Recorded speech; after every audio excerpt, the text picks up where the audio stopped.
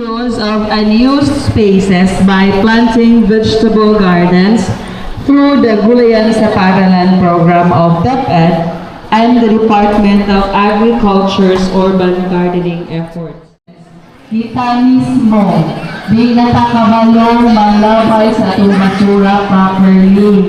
If you look at around GNHP playground, atong mga dalan, inyuhan na mga basura.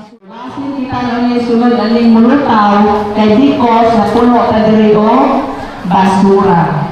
So, with this campaign, starting today and after the message of our different guests, matabangan kanila ang saon pag-segregate sa itong basura properly and ako siyang i-implement sugod sa ito ang kaugalingon dito sa itong classroom o dito sa itong palimalay.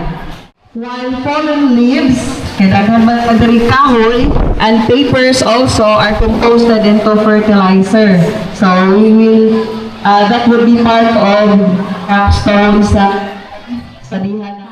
Sanitation program sa inyong school. From my own understanding is need a clean environment and dapat clean ato ang surroundings and when we bring trashes we should throw it in the proper ways of where you should put it and throw it. Thank you. Ala ka, very good. In English siya, nag-no-split ko. Thank you very much. Example of school-based sanitation program. Sige, be. Cleaning. Sige. Thank you. So, ang yan dito bag is manglimpyo. Tama, dili.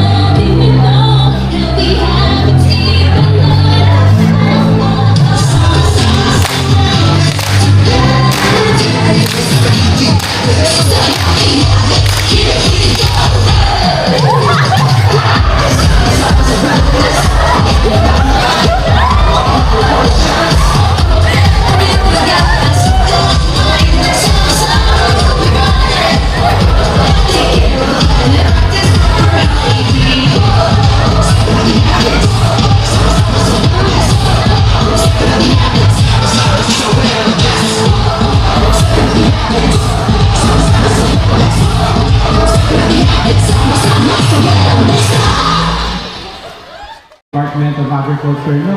Pero before ko mo padayon ako guys, Limar Amaag nyo, hi! Hi! Hep-hep! Hooray! Ready na ba ta?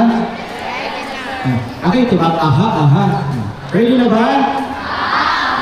Aha, aha? Ready na, ready na. Ready na ba? Aha, aha? So kita din sa Siyudad sa Giwangan is beneficiary ta sa NOPAC or sa National Urban and Peri-Urban Agriculture Program. So isa pa may lain nga mga beneficiaryo niya. So ang mga national government agencies like sa DepEd nato, mga farmers and cooperatives association focus on is urban gardening. So bisan pa man sa gamay natong mga area or sa kagamay natong area sa tuwang panhalay, pwede agapon tang makatanong. So akong ilak bitong inyong ganyan ni Ma'am Dinorno sa tuwang sanitary inspector. Katong mga lata, katong mga kita, mga batos, plastic bottle nga naras kilit-kilit, ato arang ipanglabay sa kakiliran na kung diin, mo siya usa sa pwedeng puyan sa ato ang mga lamok na makakos of dengue. Takad sa BGMP, ang Office of the City Agriculturist, as well as ang Office of the City Veterinarian. So tapad kami dito. GPAC, gulayan, at palaisdaan, alay sa kabataan. So students, itagaan mo importansya. Reinforcing the right development of children in school and community. Ang GPAC, ari jud ta mouna sa eskwelahan. Atong tudluan ang mga bata usaon paghimo o pagpatubo o mga vegetables na organically grown. No chemicals applied. Organic tatanan.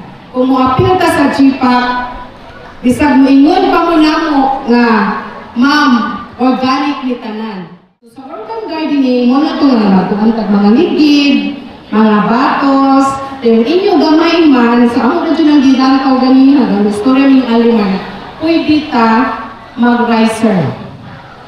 So sa primero nga po, magbutang tag lettuce, sa sunod na po, kanang pichay, yung pinakaubos sa mga ligid, kuan kanang talong, pwede ta. Actually, ang GPAC na mo, at least 200 square meters ang area. Since wala ka mo yung area, so kana atong buhaton ng urban gardening.